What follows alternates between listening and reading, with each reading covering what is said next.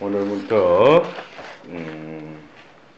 부활 8일 축제 수요일 오늘 이 독서에 여러분들도 지금 막 들으셨지만 모태에서부터 불구자였던 사람 하나를 베드로를 통해서 이렇게 하나님께서 다시금 일으켜 세우십니다. 베드로가 이렇게 말하죠. 나는 은도 금도 없습니다. 그러나 내가 가진 것을 당신에게 주겠습니다. 나자렛 사람 예수 그리스도의 이름으로 말합니다. 일어나 걸으시오. 베드로가 가진 게 대단하죠. 예? 모태에서부터 불구자였다는데 자기 가진 것을 그냥 입으로 내뱉었을 뿐인데 그 사람이 벌떡 일어났다고 그랬어요. 여러분들이 오늘 제가 이렇게 말씀을 전하도록 또 하나님께서 이 자리에 세우셨는데 제가 비록 가진 것, 또 제 안에 또 부족한 것도 있겠지만 진정 내 안에 깊은 곳까지 하나님께서 베푸신 자비가 이 자리에서 제 입을 통해서 내뱉어져서 이 자리에 있던 여러분들 역시 어딘가에 얽매여 있고 어딘가에 구속되어 있고 어딘가에 갇혀 있는 내 영혼이 다시금 오늘 벌떡 일어날 수 있기를 바랍니다. 네. 더불어서 오늘 복음을 통해서 들었던 그 엠마오의 두 제자처럼 여러분들도 오늘 그 눈이 열려서 바로 그 예수님을 알아볼 수 있게끔 오늘 또 성령의 또 도우심을 청하면서 강의를 시작하도록 하겠습니다. 제가 그 전에 자비주일 맞이 9일 이 동안에 제가 강의를 3번을 했던 것 같아요. 2012년도 제가 수련을 마치고 와가지고 뭣도 모르면서 제가 그 자비주일 9일 기도 때 삼위일체적 자비에 대해서 강의를 하였습니다. 그때 어떤 우리가 자비를 바라볼 때 이 구원사에 있어서 성경에 나타나는 하느님의 속성 중에 어떠한 이 자비의 이 역사하심은 바로 성부, 성자, 성령으로 이어지는 삼위일체적으로 우리는 자비를 바라봐야 한다. 그리고 그 다음에 제가 강의를 성 빈센트 팔로티와 자비라는 주제를 가지고 어떤 파우스티나를 수녀님을 통해서 또 예수님의 메시지를 주셨지만 이 수도회를 연합회를 창립하신 그 성 빈센트 팔로티의 또 생애를 통해서 그분에게 또 체험되었던 하나님의 자비에 대해서 미력 하나마 좀 나누었던 것 같아요. 그리고 지난해에는 제가 그 자비로운 존재로 변화케 해 주소서라는 주제로 자비를 입었다면 결국 우리의 존재가 변화되어야 된다는 거예요. 그래서 그 파우스티나 성령께서도 제가 그 내 눈이, 내 귀가, 내 손이, 내 발이 자비롭게 해 주소서라는 기도문 여러분들 바치신 적 있으시죠, 그죠? 그러면서 그 기도문의 마지막에 보면 주님, 제 자신을 주님 자신으로 변화시켜 주십시오 그랬어요. 결국 우리의 눈, 귀, 입, 마음, 손, 발 이 모든 것을 자비가 임하시면 내 존재가 더 이상 나의 존재가 아니라 주님 자신으로 우리가 변모된다는 거예요. 어떤 그 우리가 지금 그 부활 이 8부 축제를 지내면서 저는 오늘 우리가 예수님이 분명히 파우스티나 수녀님께 나타나셔서 부활 제2주일을 자비주일로 경축하라고 그랬어요. 그러면서 9일 기도를 바치라고 했죠. 그러면 9일 기도가 언제부터 시작돼요? 성금요일부터 자비주일까지. 그래서 이 9일이라는 의미, 여러분들이 매일매일 우리가 이래 어떤 지향을 가지고 기도를 바쳐요.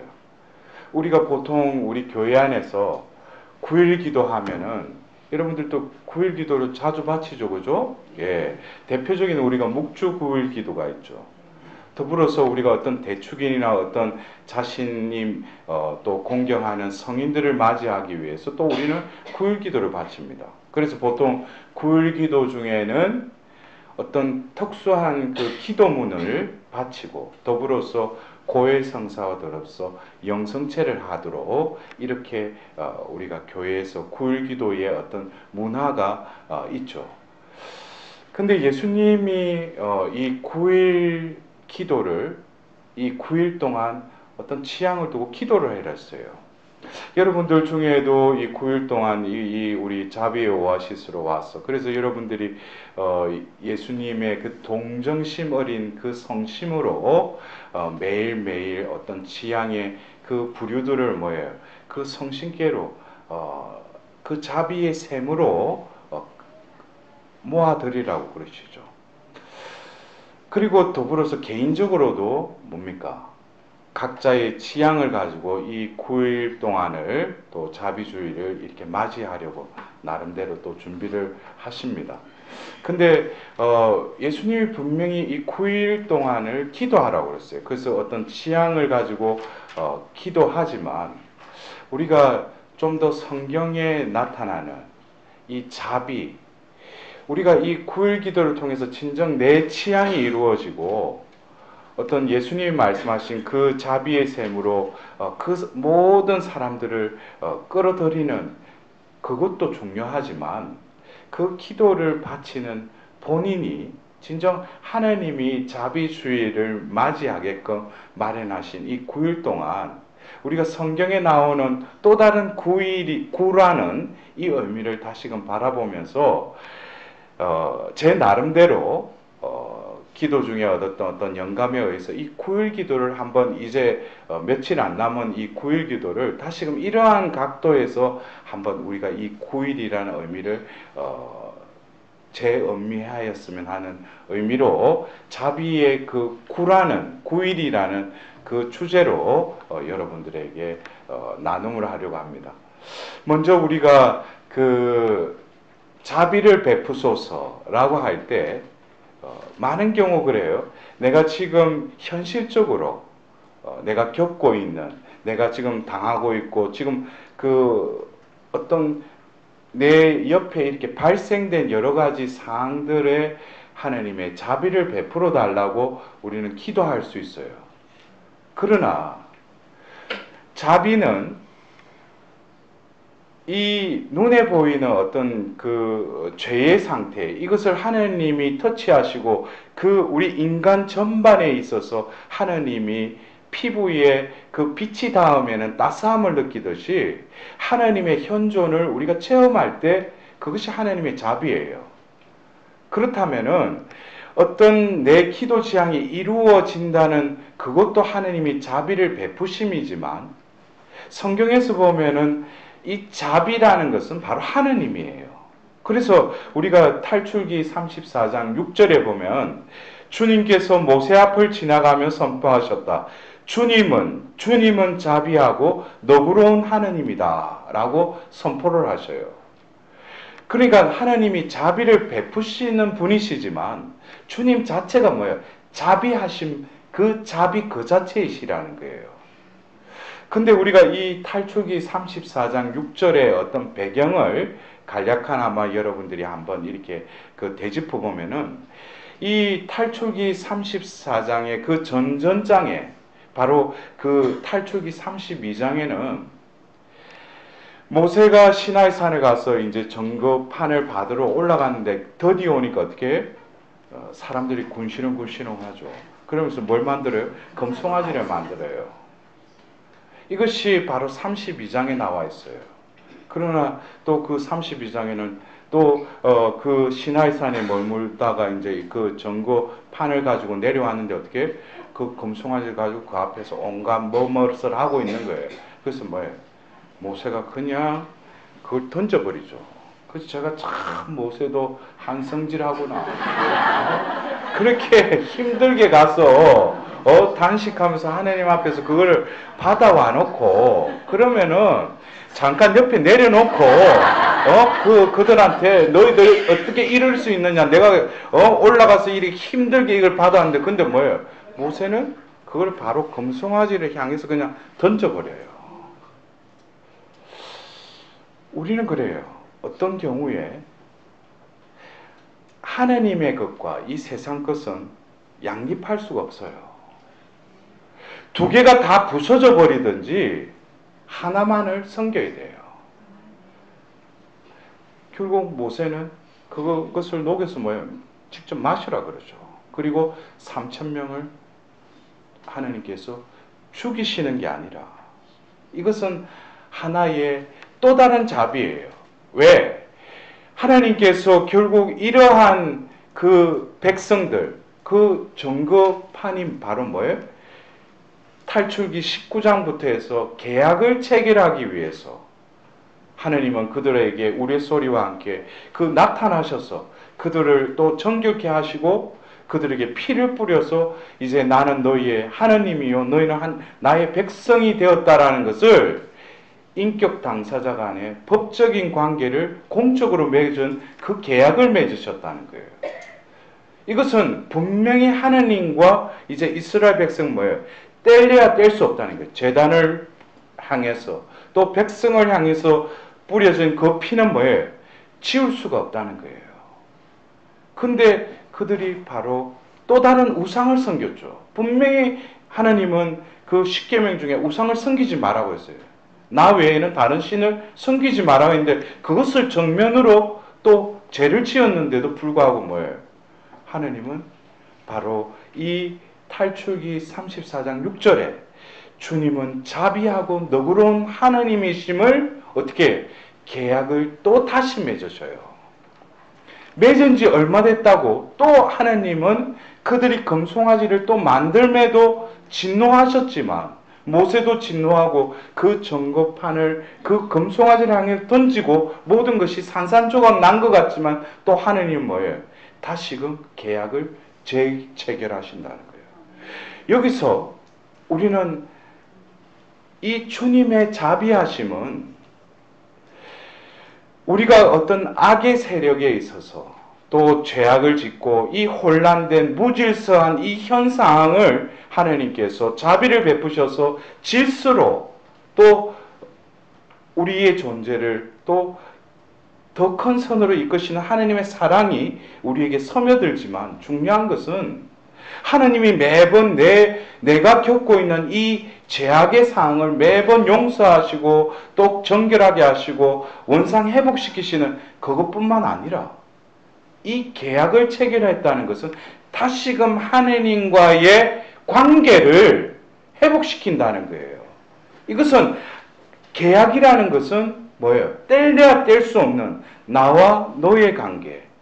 그래서 우리가 이 자비주의를 맞이할 때 기복적으로 그날 가면 하나님이 폭포수와 같은 자비를 베푸신다더라. 그래서 또 가가지고 또 고해성사를 봐야 되니까 줄 서가지고 하는데 또 한참 기다려야 돼. 그러니까 조금 전까지 또 기억했던 죄의 항목이 또 어리어리하면서 이거 또 그래가 막상 자기 차례가 돼가 들어가니까 막막한 거야.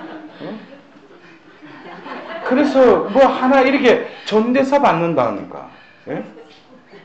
여러분들 그것이 하나님 보실 때 하나님이 진정 원하시는 것은 너라는 존재와 나라는 존재를 다시금 회복시키기 위해서 하나님은 우리에게 자비를 베푸시겠다는 거예요. 아멘. 우리가 자비를 베풀어 달라는 것을 나의 존재를 빼고 내가 지금 겪고 있는 어떤 외부적인 것에 자비를 베풀어 달라는 것은 아직 그 사람이 자비를 입은 사람이 아닙니다. 베드로전서에 분명히 베드로가 그 초대교회의 수장으로서 교황으로서 그 초대교회의 신자들에게 이거죠. 우리는 한때 자비를 입지 않은 백성이었지만 이제는 자비를 입은 백성이라 그래요. 바로 하나님의 백성은 우리가 무슨 자격이 있어서 조건이 되어서 하나님 백성이 된 거예요? 아니죠. 무작위로. 그러나 하나님은 치밀한 계획 속에 나를 또 그 때에 맞춰서 나를 부르시고 당신의 자녀로 거저 삼으셨다는 거예요. 그래서 하나님이 우리에게 자비를 베푸심은 뭐 하나 건지고 떡국물을 얻기 위해서 우리가 자비주의를 맞이하는 것이 아니라 바로 성금요일부터 또 9일 동안 우리는 다시금 뭐예요? 우리가 지내고 있는 이 팔부 축제라는 것은 천상뿐만 아니라 이 지상에서도 뭐예요? 부활의 향연이, 그래서 우리가 축제라고 그러죠. 예? 그것의 파이널이 뭐예요? 하나님이 자비를 베풀어 주신다는 거예요. 이것은 어쩌면 오래전부터 하나님은 이 팔부 축제를 우리 교회 안에 지내게 하셨지만 이제 20세기를 들어오면서 이 새천년대를 맞이하는 이 21세기에 뭐예요? 하나님께서 더 이상 가만히 지체할 수가 없는 거예요. 이제는 구원을 하나님께서 더 능동적으로 적극적으로 하나님께서 우리에게 다가오신다는 거예요. 그것을 우리는 전례 시기에 부활 제2주일에 자비주의를 또 재정케 하신 거예요. 직접 파우스티나 수녀님을 통해서. 그래서 우리는 이 9일, 9라는 이 의미를 우리는 다시금 성경에 보면 제가 조금 전에 말씀드렸듯이 주님은 자비하고 너그러운 하나님이다 했는데 하나님은 구약의 역사를 통해서 그 이스라엘 백성들을 끊임없이 계약에 불충실하는 그들에게 뭐예요?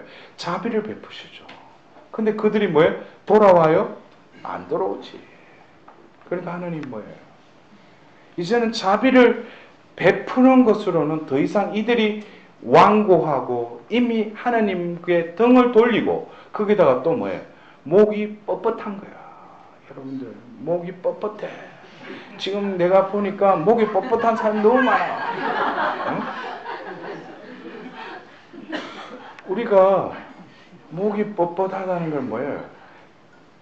자기가 강하다는 거죠. 힘이 들어가 있다는 거죠. 우리는 흐느적해가지고 뭐 할 때마다 뭐야? 우리는 머리를 쳐들고 늘 하나님을 바라봐야 돼. 왜? 이 상황 속에서 내가 해결할 수 있는 건 아무것도 없으니까. 그 하나님 쳐다보고 또 뭐예요? 또 하나님 앞에 가면 또 머리를 푹 숙여야 돼. 왜? 매번 하나님이 빛을 비춰주시고 은총을 주시고 자비를 베풀어 주시고 사랑으로 나를 이끌어 주심에도 나는 뭐예요? 딴 길로 가고 또 조금만 한눈 팔면 뭐예요? 또 딴 데 가 있어. 그러니까 뭐예요? 주님 저는 죄인입니다 하고 머리를 푹 숙이고 있어요. 머리를 빳빳하게 해가지고. 예? 그래서 우리가 먼저 이 구라는 의미를 저는 때가 참에, 그래서 우리는 갈라디아서 4장 4절에서 5절에 때가 찾아 하느님께서 당신의 아드님을 보내시어 여인에게서 태어나 율법 아래 놓이게 하셨습니다. 율법 아래 있는 이들을 속량하시어 우리가 하나님의 자녀되는 자격을 얻게 하시려는 것이었습니다. 그래서 여기서 보면은 갈라디아서 4장 4절에 뭐예요? 때가 찼다는 거예요. 때가 찼다는 거예요. 하나님 편에서는 그때, 이 카이로스라는 그때, 때가 찼다는 거예요. 그래서 결국 뭐예요? 당신의 아드님을 보내셔서 어떻게 여인에게서 태어나게 하셨다는 거예요. 때가 찾아. 그리고 우리는 루카복음 1장 26절에서 27절에 보면은 분명히 이 바오로 사도는 여인에게서 태어나 했지만은 루카복음사가는 뭡니까? 좀 더 그 때를 분명히 뭐랍니까? 여섯째 달에, 뭐 여섯째 달이라는 걸 어디서 카운트를 하는 거예요? 바로 엘리자벳이 잉태한 그 때부터 여섯째 달에 하나님께서는 가브리엘 천사를 갈릴레아 지방 나자렛이라는 고을로 보내시어 다윗 집안의 요셉이라는 사람과 약혼한 처녀를 찾아가게 하셨다. 그 처녀의 이름은 마리아였다. 그러니까 이 역사적 사실은 허구가 아니라 뭐예요? 그 때는 분명히 하나님의 때는 그 때라는 거예요.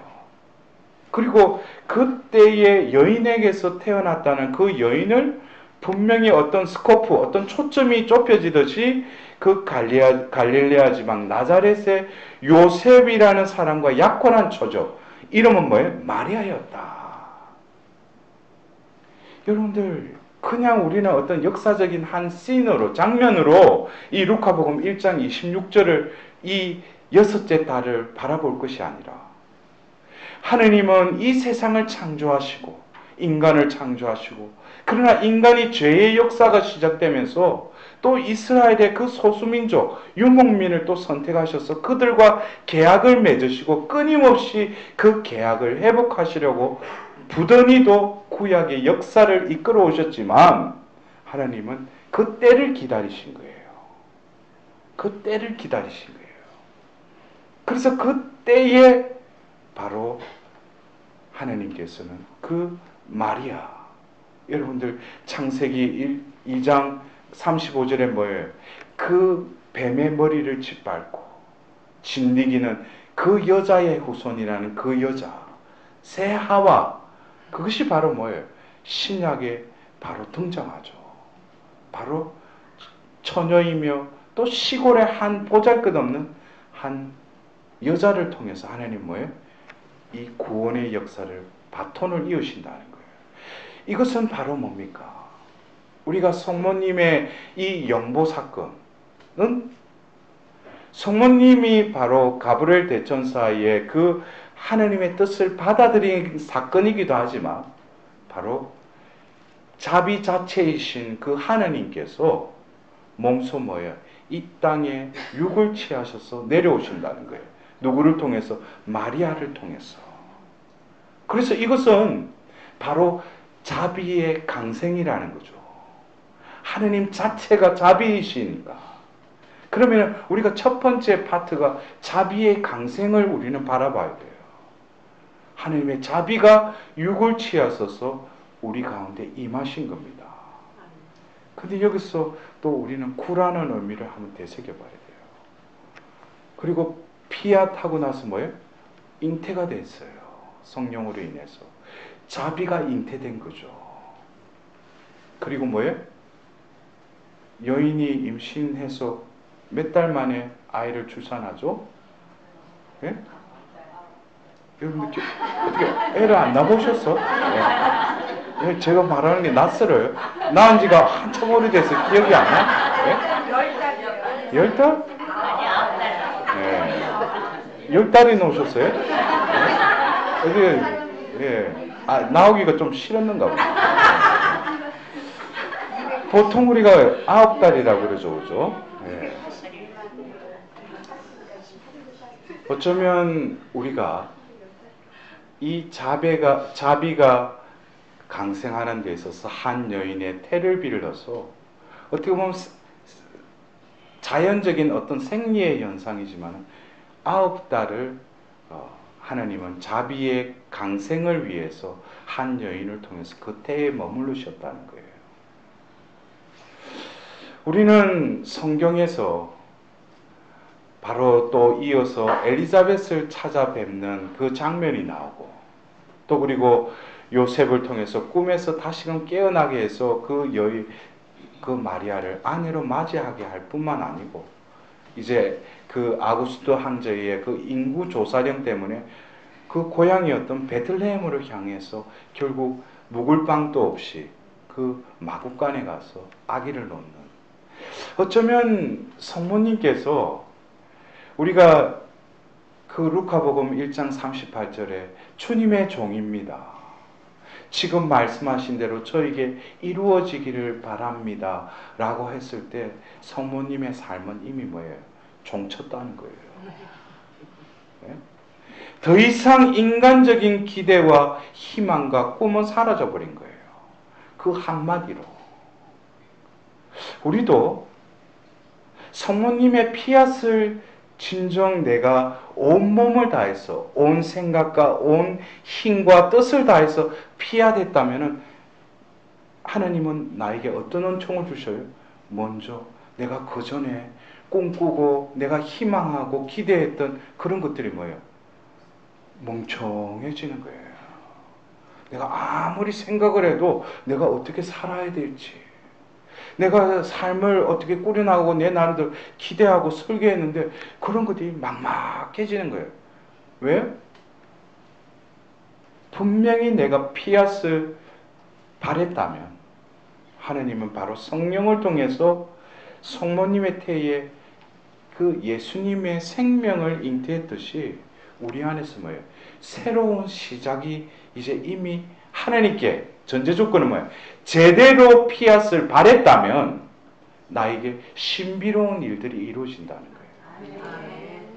내 생각이 뭔가 이게 안 잡혀.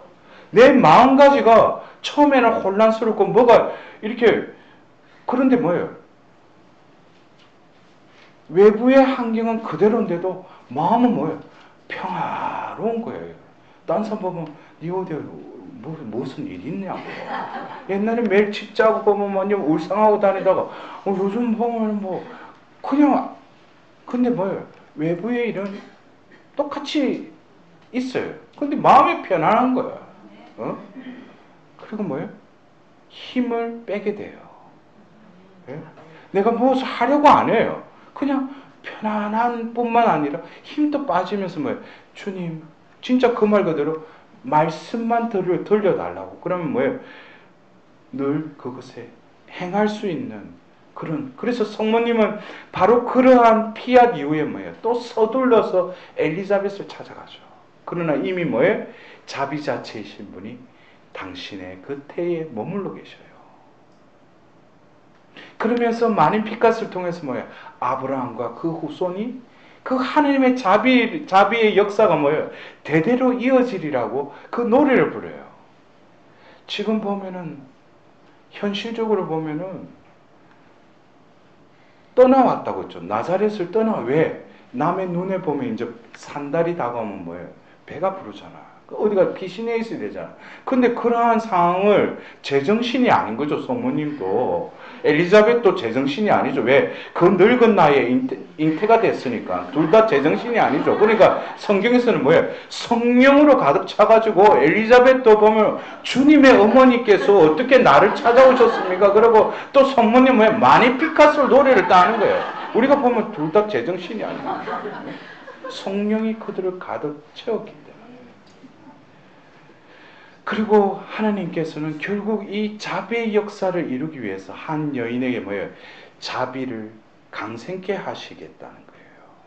이것은 이제 더 이상 우리 소리 내면서 나의 얼굴은 볼 수 없는 그 하나님이 몸소 인간의 태를 통해서 바로 육을 취하셔서 태어나신 거예요. 이것은 구약의 하나님의 자비하심이 이제는 뭐예요? 땅에 다다랐다는 거예요. 이건 역시 우리는 그냥 신약 그러지만은 뭐예요?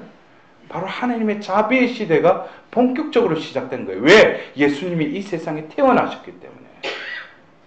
그래서 우리는 한 해의 시작을 대림 시기로 왜 시작하고, 또 왜 사순 시기를 지내고, 지금 우리가 왜 부활 시기를 또 맞이하게 하시는가? 그것은 하나님께서 자비를 너희들이 다시금 새해를 시작하면서 그 자비를 다시금 하나님께 구할 수밖에 없는 것을 새로운 한 해에 하나님의 자비를 구하면서 우리는 한 해가 시작되는 거예요. 그리고 우리 안에 이미 뭐예요?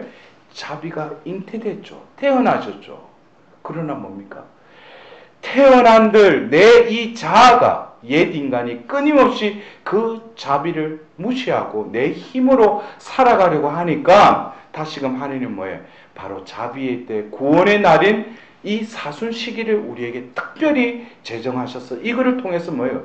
정결한 물을 뿌려서 너희들의 모든 우상에 묻었던 때를 내가 깨끗이 씻어주겠다. 그래서 우리가 거룩한 이 재개인 이 사순 시기를 통해서 우리가 느끼든 느끼지 못하든 뭐예요? 하나님은 그 정결한 물을 우리에게 뿌려주셨어요.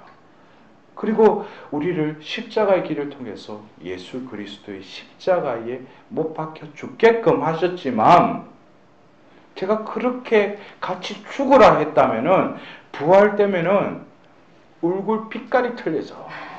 여러분 한번 제가 보니까 얼굴에 빛이 반짝반짝한 거야. 우리 안신부님처럼 빛이 반짝반짝한 거야. 뭐 우리가 보면 뭐 어디 뭐 제가 언젠가 뭐 어떤 강의를 갔더만 신부님 어디 사우나 갔다 오셨어요? 이러니까 그래서 왜 그러냐고 번쩍번쩍한데 그래서 그렇지 자체 발광이니까 내 안에 빛이 있는데 발산할 수밖에 없는 거죠. 네?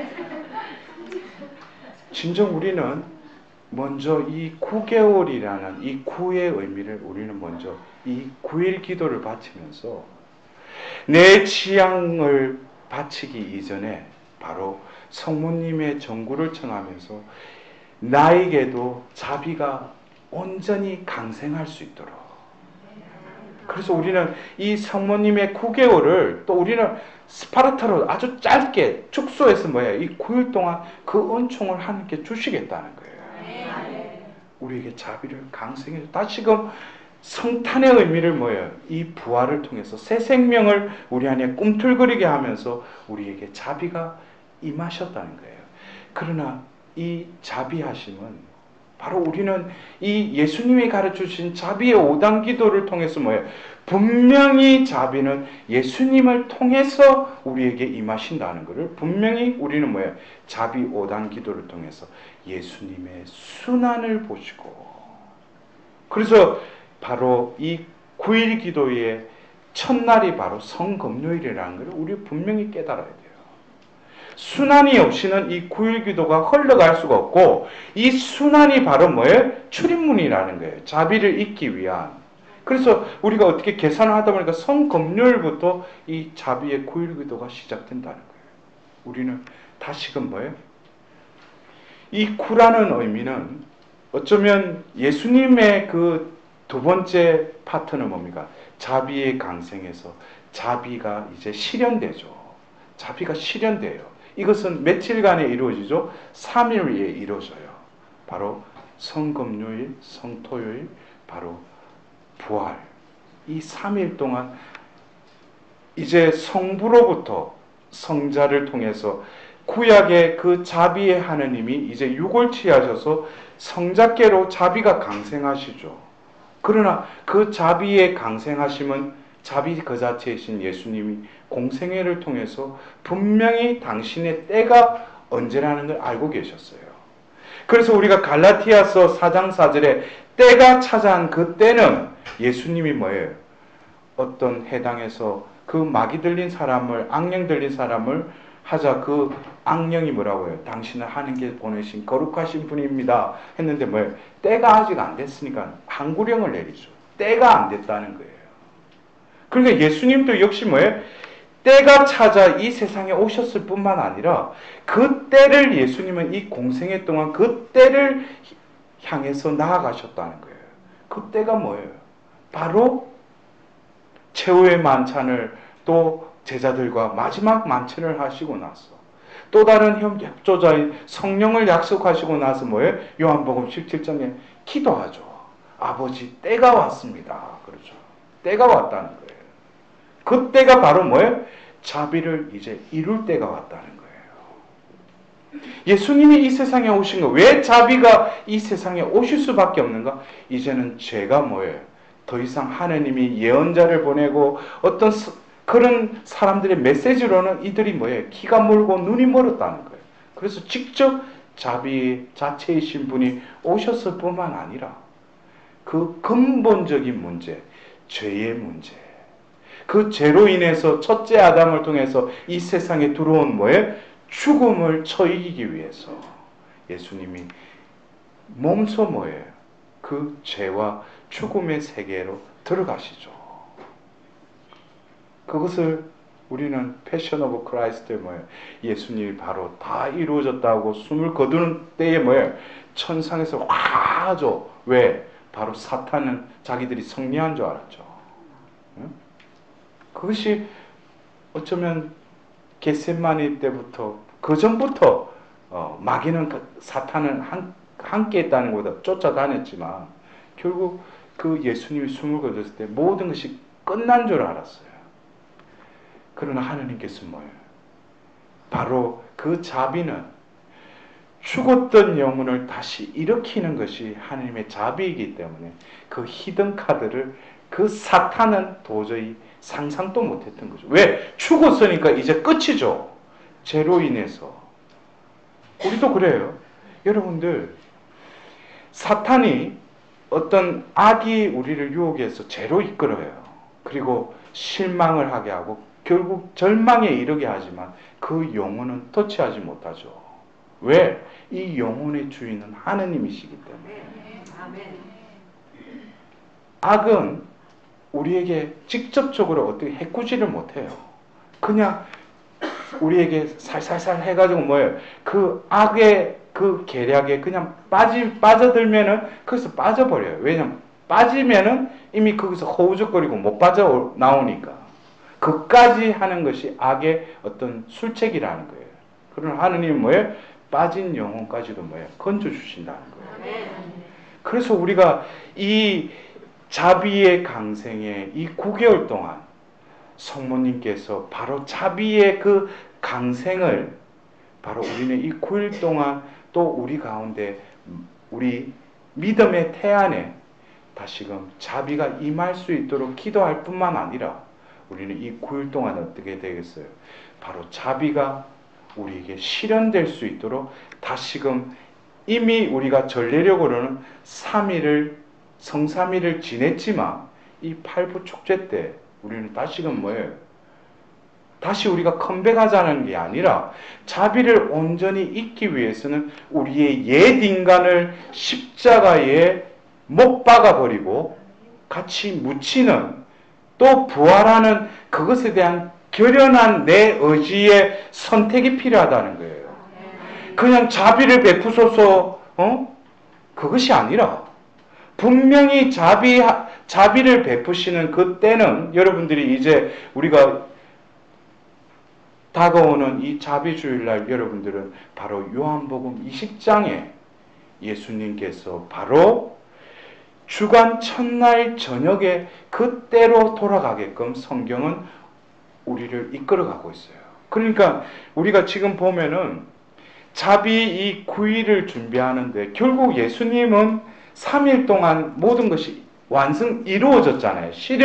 자비의 실현이 됐잖아요. 왜?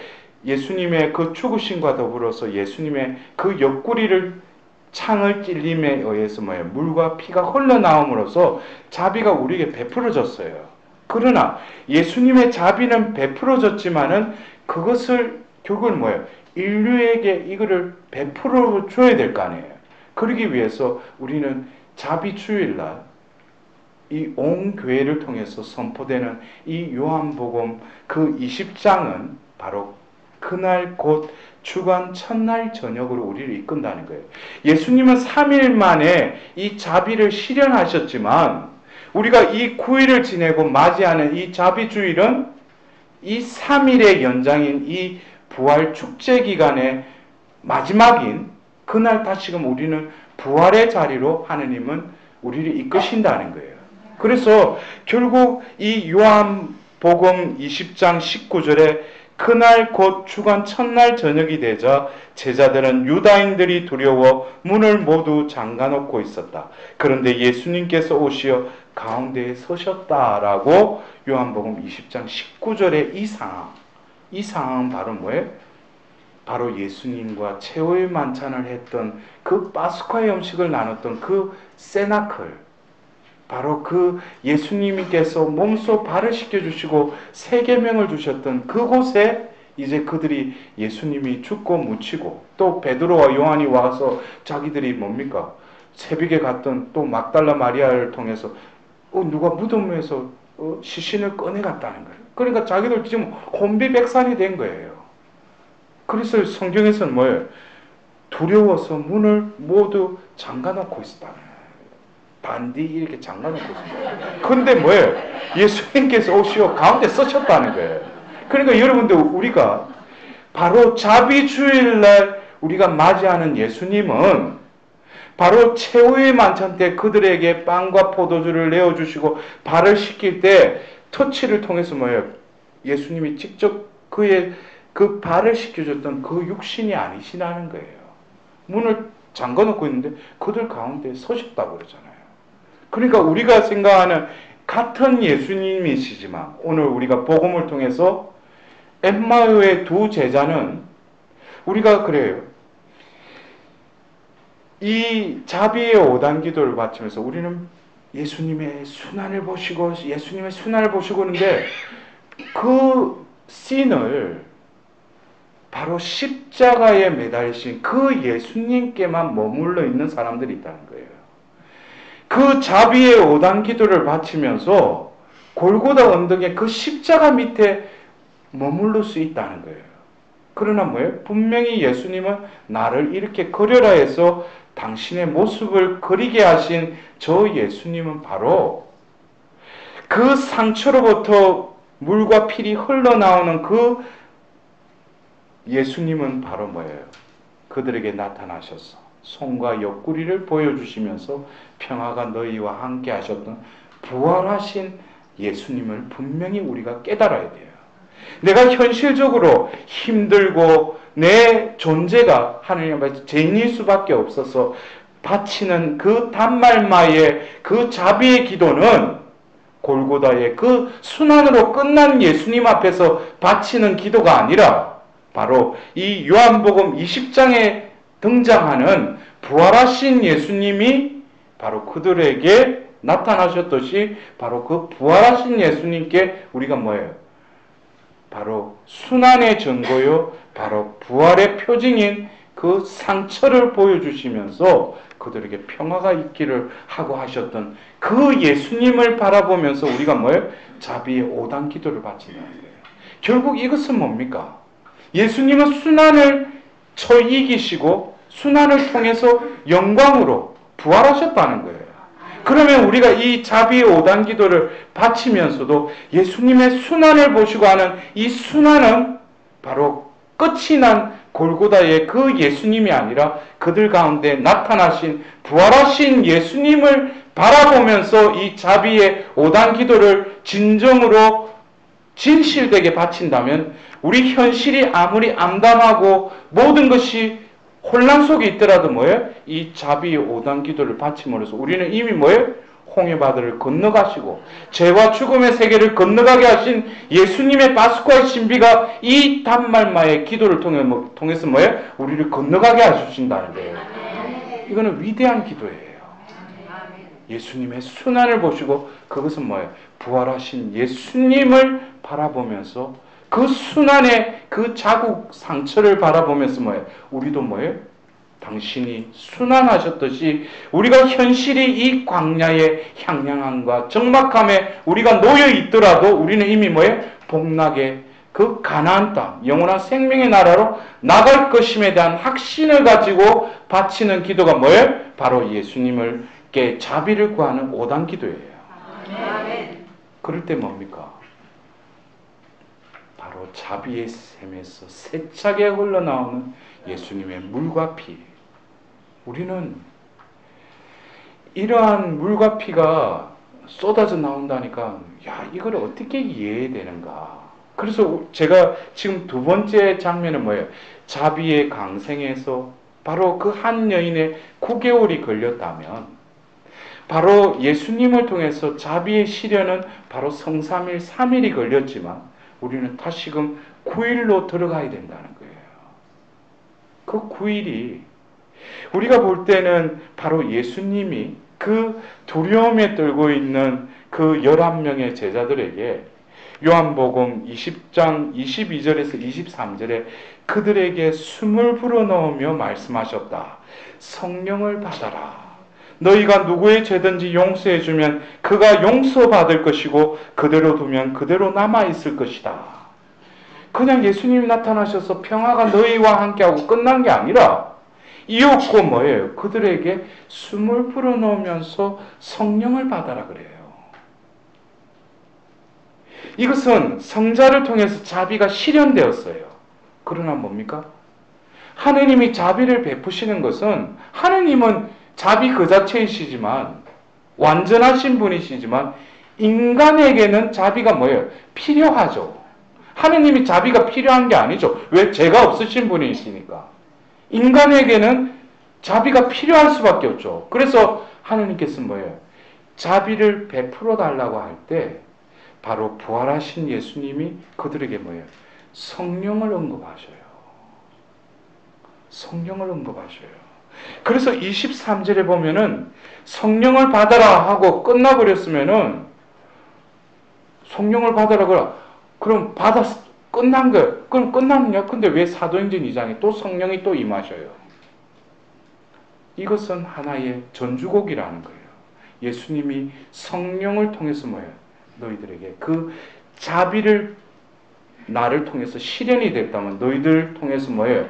이제 자비가 임할 뿐만 아니라 그 자비가 너희들을 통해서 뭐예요? 이제 완성된다는 거예요. 그것이 바로 뭐예요?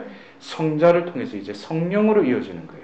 그래서 여러분들 자비의 강생, 그 다음에 자비의 실현, 더불어서 뭐예요? 자비의 완성으로 나아가야 되는 거예요. 이 자비의 완성은 바로 자비 주일날 우리는 이 예수님께서 숨을 내쉬면서 성령을 받아라 했듯이 우리는 이 부활 시기를 다시금 뭐예요? 부활 시기 끝이 바로 성령 강림으로 끝을 맺죠. 그래서 우리가 이 자비 주일은 예수님이 우리에게 숨을 불어내면서 성령을 받아라라고 그 복음이 선포되는 동시에 이제 뭐예요? 우리는 다시금 성령 강림 대축일을 이 부활 시기를 50일을 준비해야 된다는 거예요. 왜? 이 전례 시기는 흘러가니까. 어느 식 자비주일 끝 하면 야 전대사 받았고 내가 고해성사 보고 자비주일 미사 참냈으니까 끝? 그건 지 생각이지. 이 세월이 흘러가듯이 뭐예요? 전례력을 통해서 하나님의 그 자비는 흘러간다는 거예요. 나뭇잎이 시냇물을 통해서 흘러가듯이 우리의 존재도 뭐예요? 자비에 온전히 의탁함으로써 거기서 끝나는 게 아니라는 거예요. 바로 뭐예요? 성자로부터 성령으로 이어져야 된다는 거예요. 그래서 우리는 이 자비 주일 맞이 9일 기도를 또 어떤 신으로 들어가야 되냐면 바로 사도행전 1장 14절.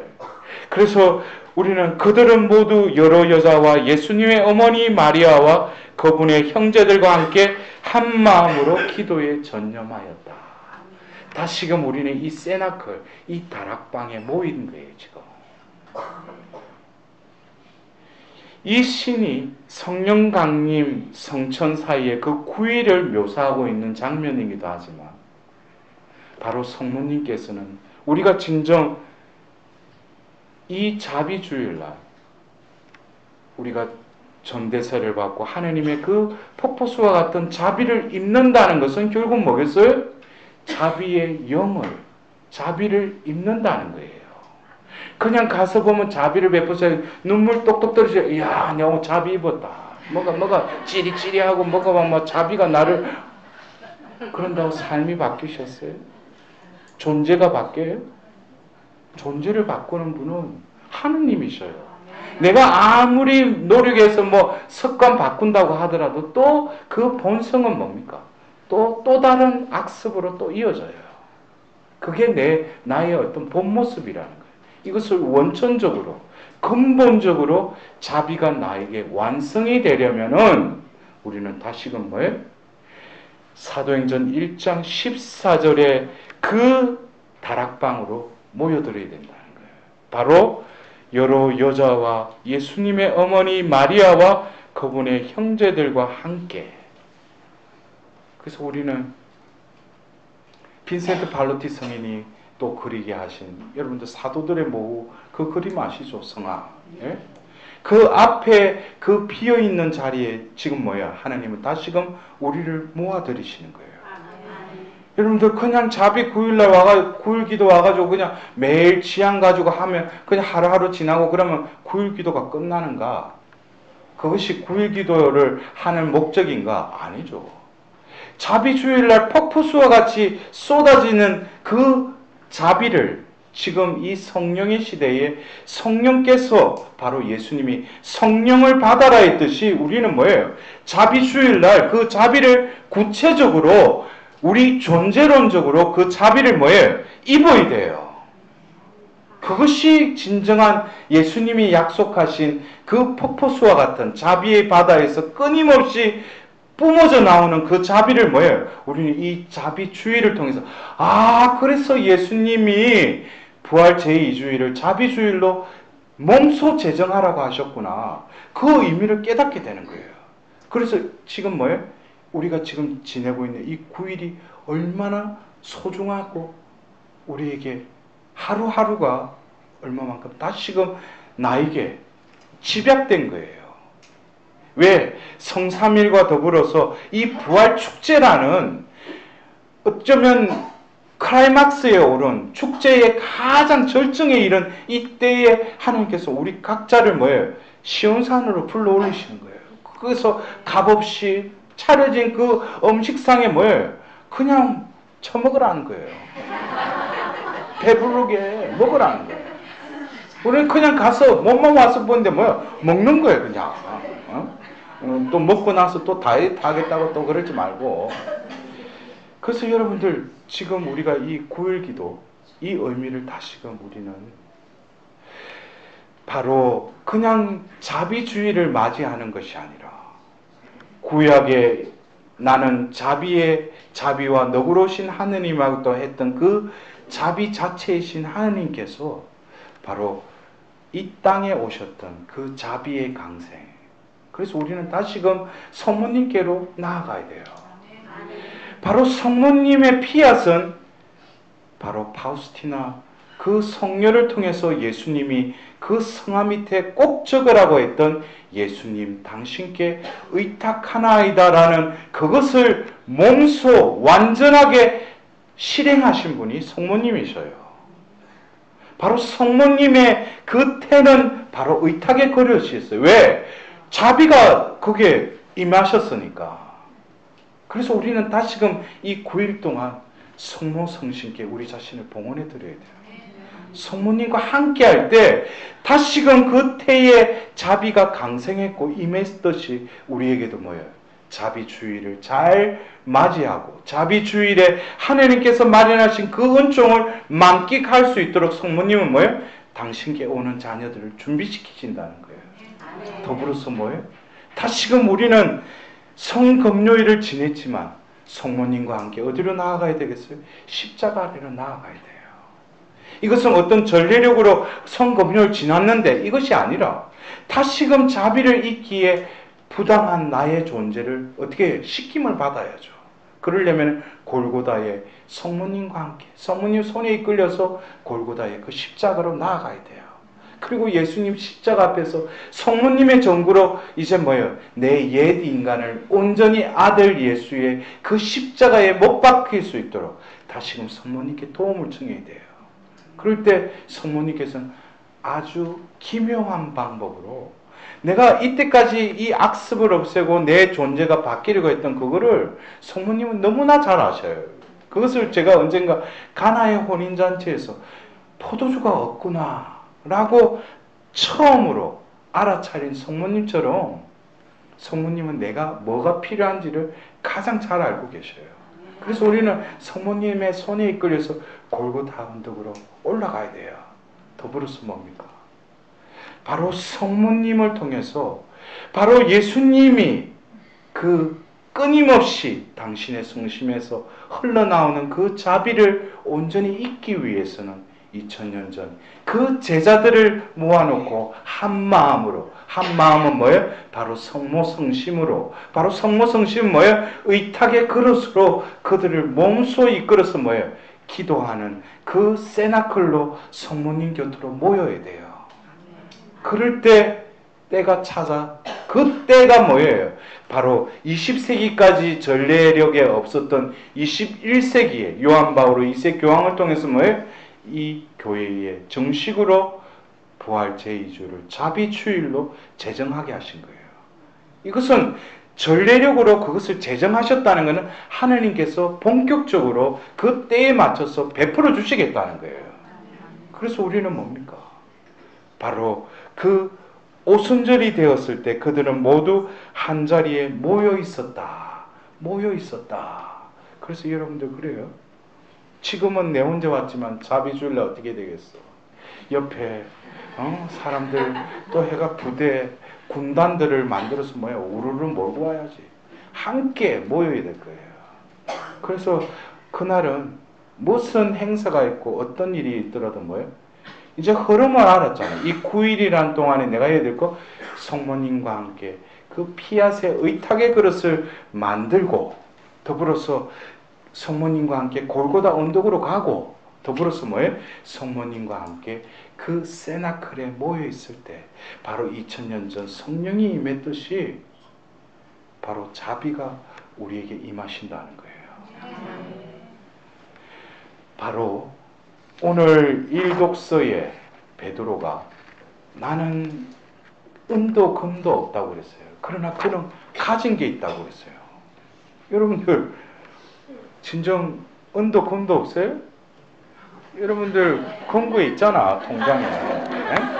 나는 금도 은도 있는데 진정 가져야 할 게 없어. 능력이 없어. 어쩌면 우리 교회가 이 자비주의를 맞이하면서 하나님께서 이 자비의 바다에 여러분들 구일기도 지향 중에 그 모든 백성들을 뭐예요? 하나님께서는 불러 모으시기를 간절히 바라고 계셔요. 그래서 이 자비주의는 뭐예요? 또 다른 부활의 8부 축제의 파이널이 뭐예요? 바로 자비의 축제가 완전히 크게 다른다는 거죠. 이것이 바로 뭡니까? 부활의 선물인 예수님께서 그렇게 우리에게 베풀고자 하셨던 그 자비의 때를 바로 우리에게 맞이하게끔 하신다는 거예요. 여러분들 어쩌면 우리가 보잘것없는 나지만 이 자비주의를 맞이하기 위해서 또 우리의 유예기간으로 9일이라는 시간을 주셨어요. 그래서 여러분들 이번 한 주간을 진정 오후 3시에 모여서 우리가 그 자비의 강생, 자비의 실현, 자비의 완성. 그래서 마지막으로 여러분들 자비의 완성은 뭐겠어요? 자비의 완성은 우리가 바로 자비의 사도가 되는 거예요. 성령을 받아서 복음을 전했던 그들과 같이 우리들도 뭐예요? 웅크리고 주저앉아 있는 그 영적인 불구자들은 뭐예요? 진정 자비를 가지고 있는, 자비를 지니고 있는 내가 그들의 손을 뻗어서 그의 손을 잡고 일으키면 뭐예요? 벌떡 일어나는 거예요. 왜? 내가 가진 것은 나에게 이제는 가진 것이 무엇라는 걸 분명히 아니까. 자비가 나 안에 임하셨다는 거예요. 자비가 내 안에 머무신다는 거예요. 그러면 나를 통해서 뭐예요? 자비가 흘러간다면 진정 우리 가정에도 내가 진정 자비로운 마음으로, 자비로운 존재로 축복의 기도를 가지고 중재의 기도를 바친 뭐예요? 내가 이때까지 미사 지향 넣고 백날 했는데도 안 이루어지던 게 어떻게? 그냥 눈 녹듯이 모든 게 새벽이 뭐예요? 어느새 보면 아침이 되어 있는 거예요. 왜? 내가 자비를 머금고 있으니까. 여러분들 파우스티나 그 수녀님의 기도처럼 주님 당신께서는 모든 것을 하실 수 있으시는 분이시니 주님 제 자신을 주님 자신으로 변화시켜 주소서. 아멘.